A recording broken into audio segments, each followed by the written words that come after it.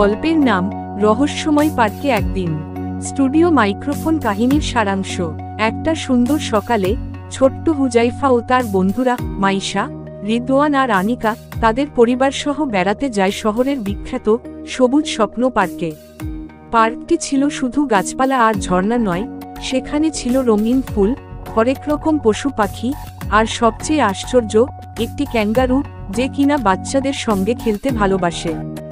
গল্পর শুরুটা এখান থেকে। আজ হুজাইফা ঘুম থেকে উঠে তার মা বাবার সাথে পার্কে যাওয়ার প্রস্তুতি নিচ্ছে। বন্ধুরাও এসেছে, ব্যাকপ্যাক, ক্যামেরা আর নাস্তা নিয়ে।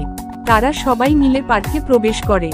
ফুলের বর্ণনা গোলাপ, সূর্যমুখী, টিউলিপ, লাল, নীল, হলুদ, নানা রঙের। পাখির ডাক, ছোট্ট ঝর্ণা, হালকা বাতাসে দুলতে থাকা গাছ। দর্শকদের মধ্যে কেউ ছবি তুলছে, কেউ স্কেচ করছে,